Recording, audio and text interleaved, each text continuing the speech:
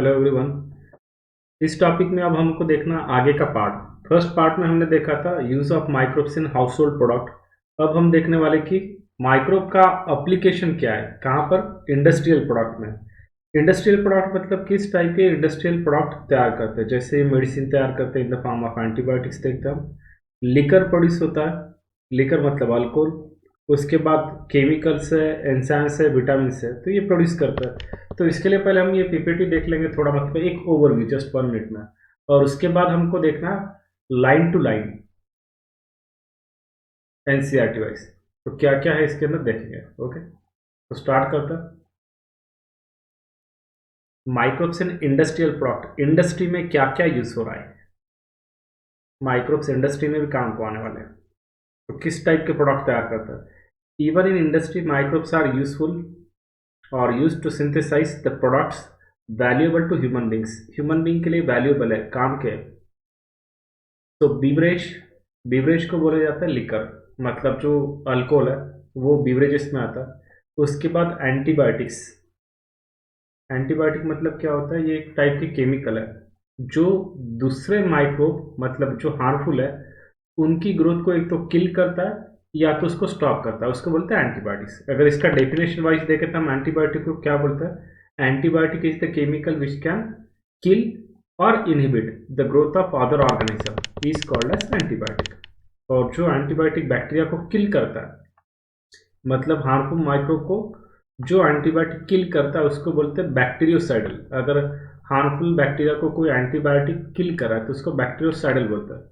और harmful microbe की growth अगर स्टॉप करता होगा, ग्रोथ स्टॉप, ग्रोथ को स्टॉप करता होगा, तो उसको बोला जाता है बैक्टीरियोस्टैटिक एंटीबायोटिक। ये भी याद रखिएगा।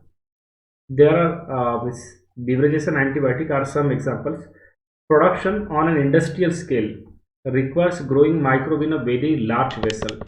अब इंडस्ट्री के अंदर हमको माइक्रोब को यूज करके यूजफुल प्रोडक्ट प्रोड्यूस करना है, तो किसके अंदर करेंगे, उसके लिए हम एक इंस्ट्रूमेंट यूज करते हैं जिसको कहा जाता है फर्मेंटर, या तो इसको कहा जाता है, दूसरा एक नाम है इसको बायोरिएक्टर। फर्मेंटर या बायोरिएक्टर मतलब ये वेसल है कि जिसके अंदर हम क्या कर रहे हैं, लिविंग एजेंट माइक्रोब को यूज कर रहे हैं। उसके साथ इस माइक्रोब को प्रोवाइड करेंगे हम न्यूट्रिएंट मीडिया, साथ ही साथ में क्या करेंगे हम असेप्टिक कंडीशन, मतलब एक ऐसी स्टेरिलाइज कंडीशन हम मेंटेन करें। Sterilise condition, sterilise sir, sterilise मतलब जो फर्मेंटर होता है उसको हम पहले क्लीन कर लेते हैं। जैसे घर पे अगर आप कुकर में कुछ खाना बना रहे हो तो पहले उस कुकर को साफ कर लोगे अंदर से बाहर से, फिर उसके बाद उसके अंदर आपको जो बनाना है वो आप बनाओगे। तो वैसे यहाँ पर क्या करते हैं, फर्मेंटर को पहले हमको स्टेरिलाइज करना जरूरी है। तो यहाँ पर आपको दिखाई दे रहा, देखिए ये फर्मेंटर। और डिफरेंट टाइप के फर्मेंटर होते हैं। जैसे अगर अल्कोहल तैयार करना है तो उसके लिए यूज किया जाता है ट्यूबुलर टावर फर्मेंटर। तो अब हमको यहाँ पर देखना है फर्मेंटेड बीवरेजेस, ये क्या होते हैं ये देखेंगे हम, फर्मेंटेड बीवरेजेस। ठीक है, माइक्रो स्पेशली लाइक ईस्ट। अब ईस्ट का साइंटिफिक नेम क्या है, तो इसको हम बोलते हैं सैक्रोमाइसिस सेरेविसी या सैक्रोमाइसिस इलिप्सोइडस।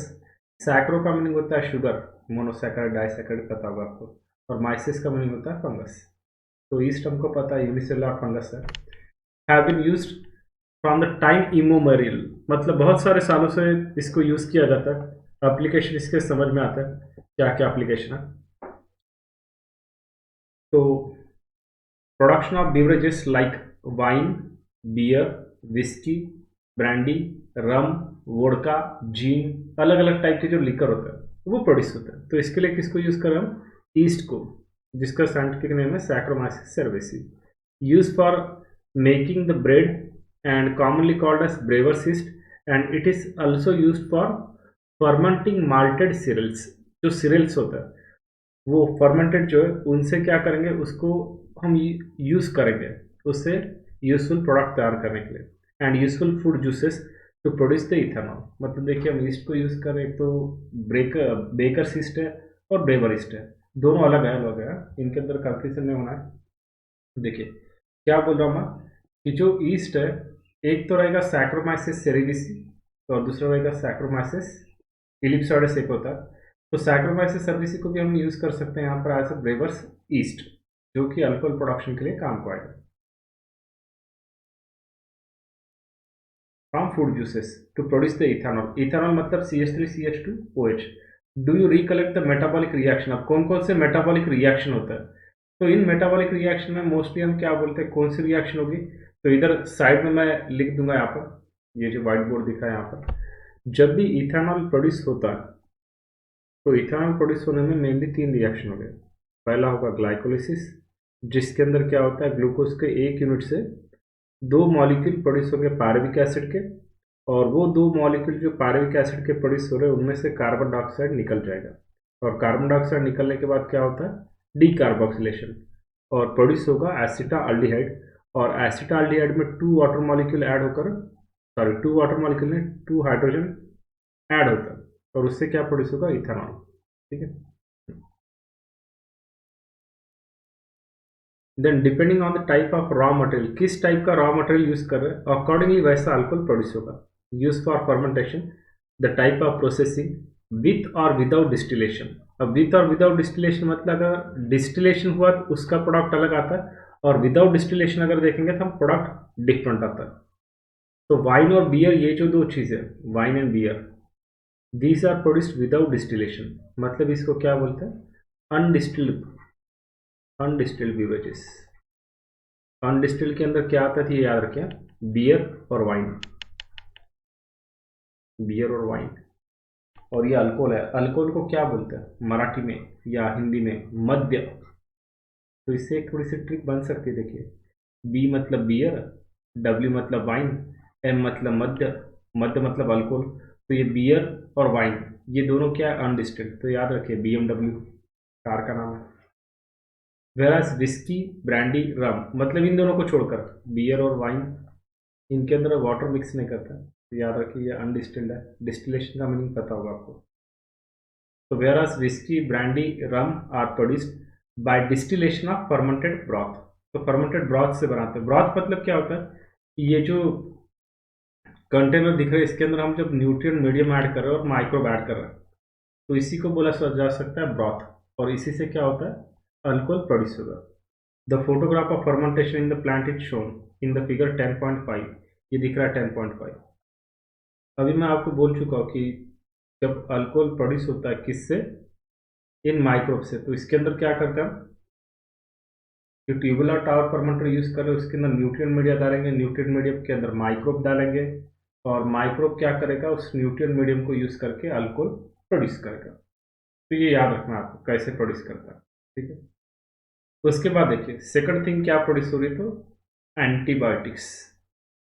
एंटी का मीनिंग होता है अपोजिट, बायोटा मतलब लाइफ, मतलब ऐसे हार्मफुल माइक्रोब जो किसी के बॉडी में आ गए, तो उनको किल करने के लिए हम एंटीबायोटिक को यूज़ करते हैं. एंटीबायोटिक मेडिसिन का रोल प्ले करता है, और बहुत इंपॉर्टेंट चीज़ है ये, क्योंकि पेन रिलीफ करना और भी हार्मफुल डिसीजेस है जिनको क्योर करने में इसको यूज़ किया जाता है, क्योर और कंट्रोल दोनों. So antibiotic produced by microbes are regarded as one of the most significant discoveries in the 20th century, क्योंकि इसने बहुत सारे लोगों की जान बचाई, साथ ही साथ में पेन कम किया. क्योंकि किसी की भी सर्जरी होती है तो सर्जरी के वक्त उसको एनेस्थीसिया दिया वाला होता है, पर सर्जरी के बाद जो उसको पोस्ट ऑपरेटिव पेन फील होता है किसी पेशेंट को, तो उसको कम करने के लिए भी एंटीबायोटिक को यूज़ करता है. And have greatly contributed toward the welfare of human society. Anti का मीनिंग बोला है मैंने अभी आपको, अपोजिट, अगेंस्ट, एंड बायो का मीनिंग होता है life. So together they mean against life in the context of disease causing organism. ये याद रखिए, अगेंस्ट लाइफ मतलब ऐसा नहीं लाइफ के अपोजिट काम करता है. किसके लाइफ मतलब जो हार्मफुल माइक्रोब है वो भी लिविंग ऑर्गेनिज्म है, तो उनको मारने के लिए एंटीबायोटिक को यूज किया जाता है. Whereas with refers to human being, they are pro life, मतलब हमारे लिए प्रो लाइफ का काम करता है कौन, एंटीबायोटिक. अगेंस्ट लाइफ काम नहीं कर रहा हमारे लिए, वो हमारे प्रो लाइफ के लिए काम करता है, हमारे वेलफेयर के लिए काम कर रहा है. तो antibiotic are the substance which are produced by some microbes and can kill और retard the growth of other organism. ये मैं आपको पहले डेफिनेशन में बोल चुका हूँ. जो किल करेंगे उनको क्या बोलते हैं, बैक्टीरियोसाइडल, और जो ग्रोथ को रिटार्ड करते हैं उनको क्या बोलते हैं, बैक्टीरियोस्टैटिक, जो ग्रोथ स्टॉप करता है. तो जनरली ये जो एंटीबायोटिक तैयार होता है, जो एंटीबायोटिक दिखाई दे रहा है हमको, ये फंगस से भी तैयार हो सकता है, बैक्टीरिया से भी तैयार होता है, और स्पेशली बैक्टीरिया में देखते थे हम एक्टिनोमाइसिड से। You are familiar with the commonly used antibiotic penicillin, बहुत बड़ी डिस्कवरी थी और बहुत काम की। Do you know that penicillin was the first antibiotic, पहला एंटीबायोटिक ये डिस्कवर हुआ था। And it was by chance of discovery, means accidentally to discovery जो बोला जाता है ना, तो वैसे। तो अराउंड 1929 ये जो साइंटिस्ट थे अलेक्जेंडर फ्लेमिंग, ये काम कर रहे थे एक बैक्टीरिया पर जिसका नाम था स्टेफिलोकोका बैक्टीरिया। तो इनको क्या दिखाई दिया कि जो मोल्ड है, यानी कि एक प्लेट थी ऐसे, ये ऐसी एक प्लेट है समझिए, इसके अंदर क्या है, यहाँ पर इन्होंने रखा था फंगस। ठीक है, ये सब फंगस है, इसको बोला जाता है मोल्ड। और यहाँ पर कहीं पर तो भी वो बैक्टीरिया था, कौन सा, ये स्टेफिलोकोका, स्टेफिलोकोका।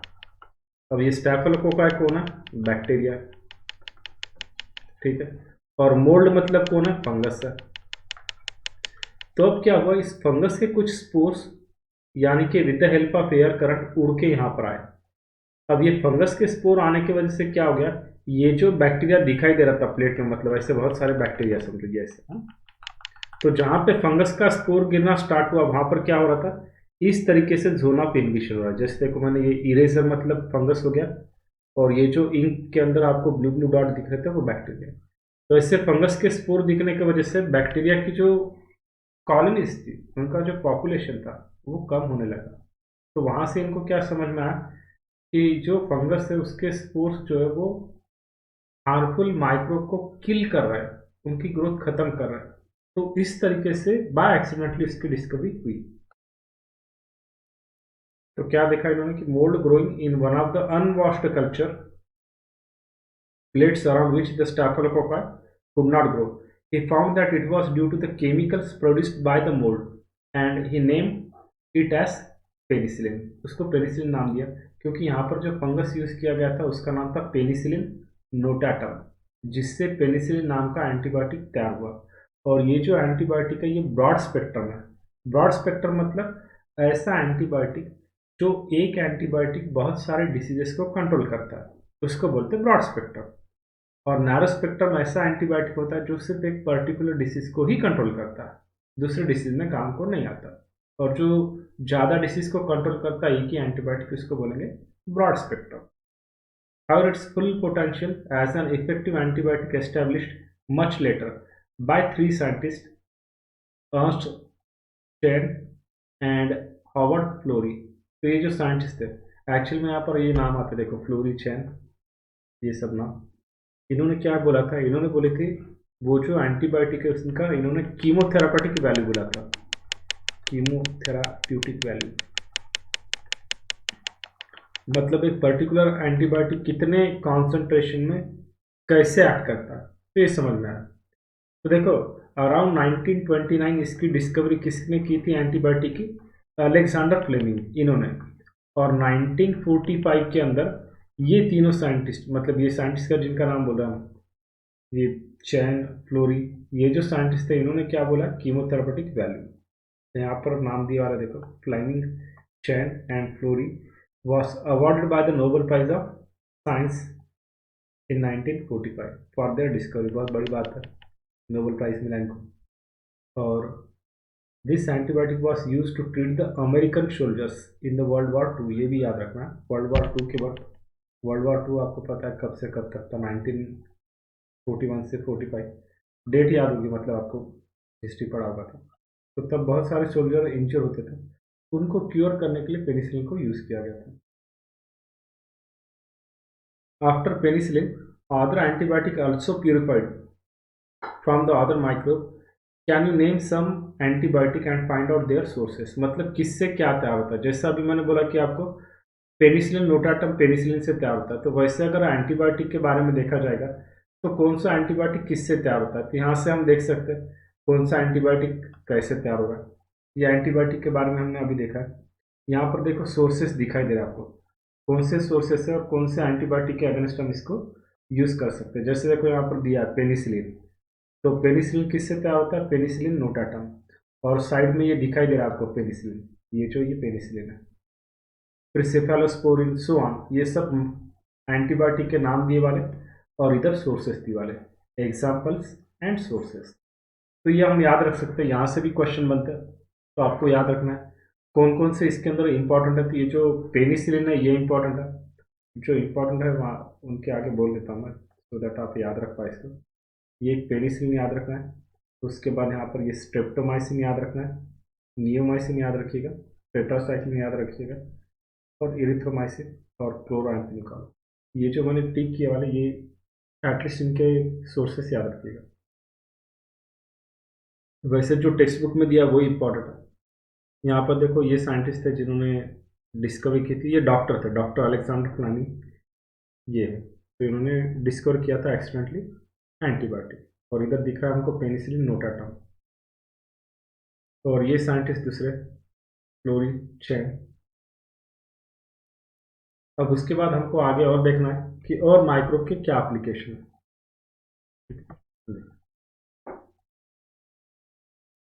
तो यहाँ पर कुछ डिसीजेस के नाम बोले जो क्योर करने में एंटीबायोटिक काम को आएगा। Antibiotic have greatly improve our capacity to treat deadly diseases. कौन से डेडली डिसीजेस? जैसे प्लेग है। प्लेग किससे होता है? तो यर्सिना पेस्टिस नाम का एक पैथोजन है जिससे प्लेग होता है। उसके बाद वूपिंग कफ, डांगिया खोखला, काली खांसी, गाल घोटू, पर्ट्यूसिस, ये इसके नाम। ये बॉर्डेलेरा पर्टुलिस इससे होगा वूपिंग कफ। उसके बाद डिप्थीरिया, गल गोटू बोलते हैं इसको, एंड लेप्रेसी, महारोग, कुष्ठ रोग, हेंसन्स डिसीज, ये नाम है लेप्रेसी के। तो मतलब देखिए इतने जो हार्मफुल डिसीजेस है, खतरनाक डिसीजेस है, इनसे मुक्ति दिलाने के लिए काम को आ रहा है antibiotic, which use to kill the millions all over the globe. ये जो डिसीजेस है देखो बहुत सारे लोगों को मार देते हैं, इनसे हार्मफुल इफेक्ट होता था, तो इनको बचाने के लिए एंटीबायोटिक काम को आता है। Today we can not imagine the world without antibiotic. बहुत काम की चीज़ है।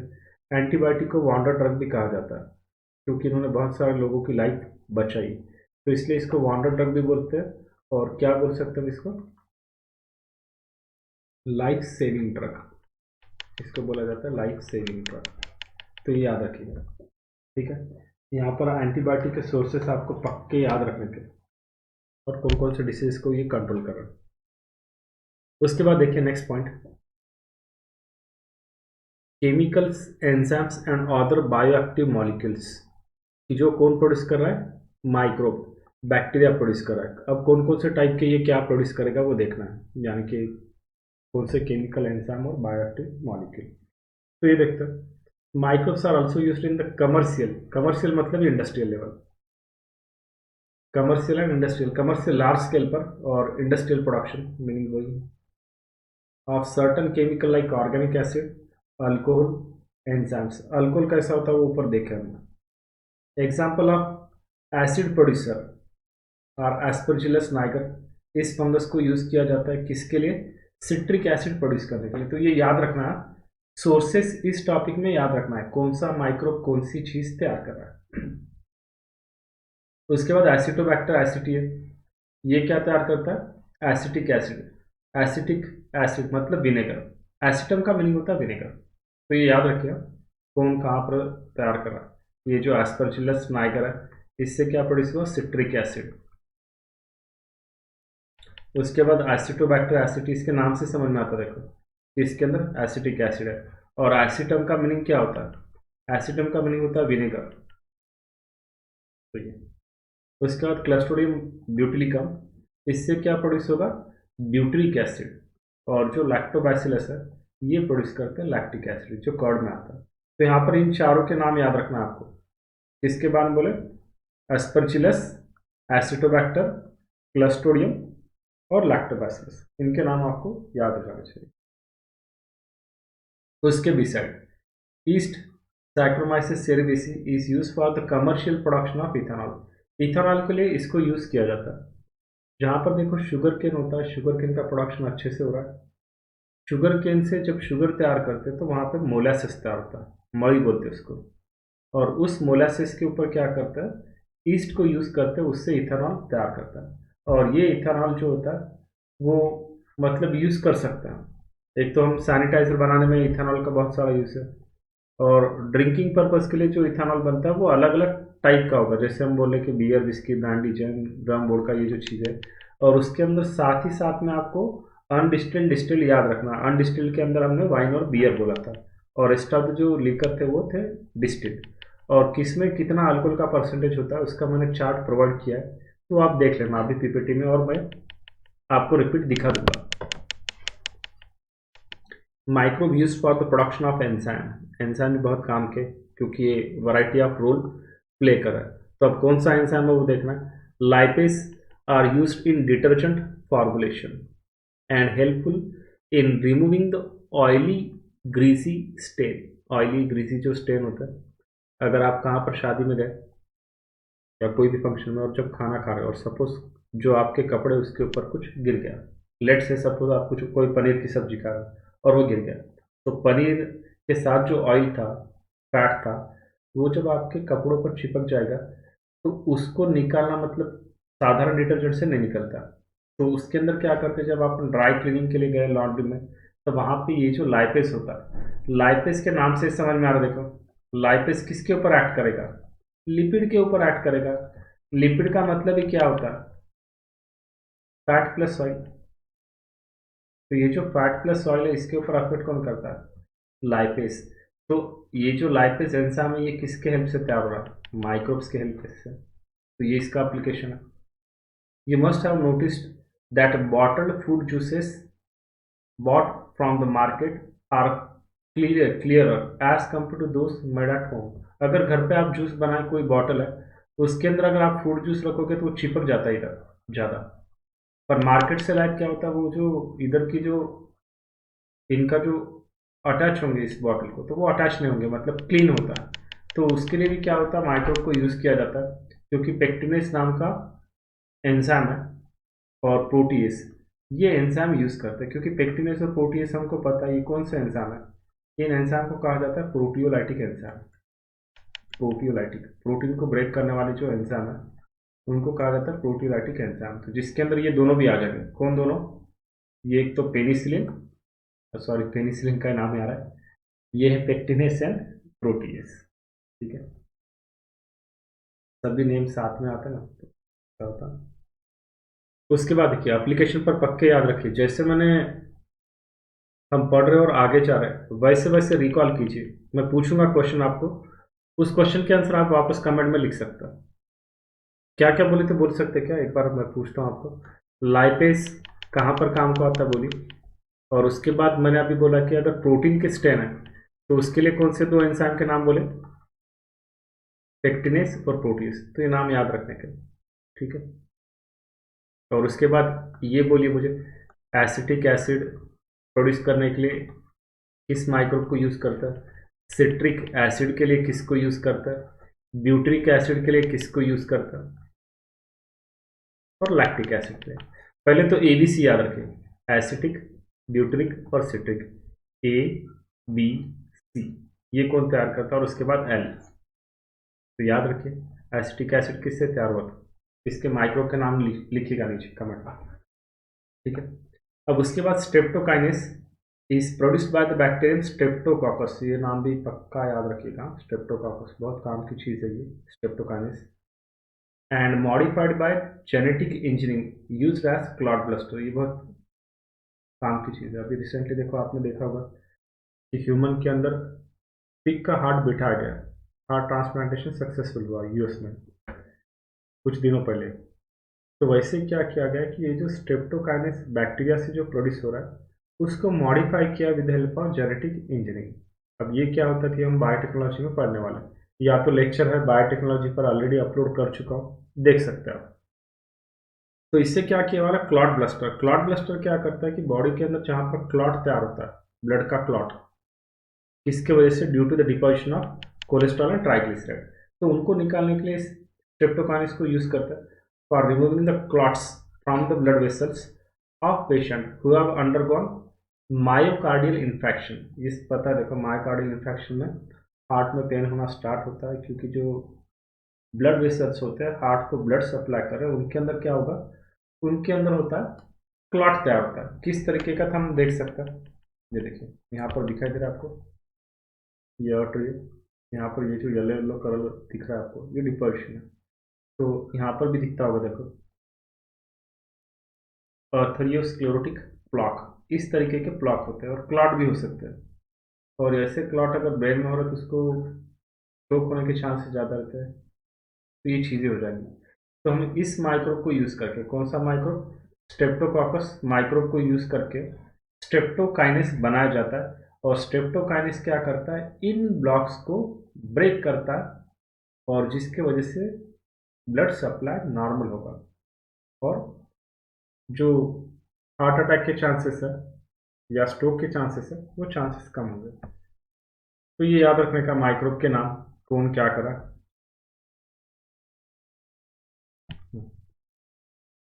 उसके बाद देखिए आगे का अनदर बायोएक्टिव मॉलिक्यूल, दूसरा बायोएक्टिव मॉलिक्यूल है साइक्लोस्पोरिन ए। ये भी बहुत काम का है, सबके नाम याद रखना है। देखो इनके नेम सेपरेट निकालिए और इनके आगे माइक्रोब का सोर्स लिखिए और फंक्शन लिखिए और उसको रिवाइज कीजिए, आपको पक्का याद हो जाएगा। Use as an immunosuppressive agent. अब इसका मीनिंग क्या होता है, इम्यूनोसप्रेसिव एजेंट मतलब ये ऐसा एजेंट होता है जो ऑर्गन ट्रांसप्लांट के अंदर काम को आता है। किस तरीके से ऑर्गन ट्रांसप्लांट के अंदर काम को आता है, तो ट्रांसप्लांट मतलब हमको समझ में आता है। ऑर्गन ट्रांसप्लांट क्या बोलते हैं हम, कि सपोज कोई पर्सन है, उसकी किडनी डैमेज हो गई, समझो एक किडनी उसकी डैमेज हो गई, अब उसको दूसरी किडनी बिठानी चाहिए, दोनों से उसको किडनी मिल गई, तो किडनी बिठाने के बाद टोटल उसके अंदर 3 हो जाता है। और दूसरी किडनी अगर डैमेज है और किडनी बिठाई, टोटल 4 हो जाते हैं। डैमेज वाली किडनी जनरली नहीं निकालते बाहर। तो अब क्या होता है कि जब भी किडनी बिठाएंगे, मतलब कोई भी ऑर्गन जब ट्रांसप्लांट करेंगे, तब क्या होने वाला है, तो सपोज ये किडनी है और ये पेशेंट है समझिए, इसके अंदर हमने क्या किया, ये डोनर से किडनी निकाली, अब ये इसके अंदर डालना है। तो इस पर्सन के लिए ये किडनी यूजफुल है, ये इसको पता है, पर इसके अंदर के जो इम्यून के सेल है, इम्यूनिटी रिलेटेड जो सेल्स है, उनको पहले पता नहीं कि ये जो किडनी है इसके अंदर इसलिए डाली गई कि इसकी लाइफ बचा है। तो इम्यून सेल जो रहता है वो बहुत स्पेसिफिक रहता है। अगर बॉडी के अंदर बाहर से फॉरेन से कोई भी, फॉरेन बॉडी से कोई भी डायरेक्ट इंट्रोड्यूस हुए, तो इम्यून सेल उसके ऊपर अटैक करता है, बोलते ये बाहर का है, ये कैसे क्या आ गया, ये बॉडी को हार्म करेगा, इसलिए उसको अटैक करना स्टार्ट करता है। तो जब भी ये ऑर्गन ट्रांसप्लांट ट्रांसप्लांट इसके अंदर किया, तो पहले इसकी जो इम्यूनिटी है, इसको थोड़ा सा वीक करना बहुत ज़रूरी है, सप्रेस करना बहुत ज़रूरी है।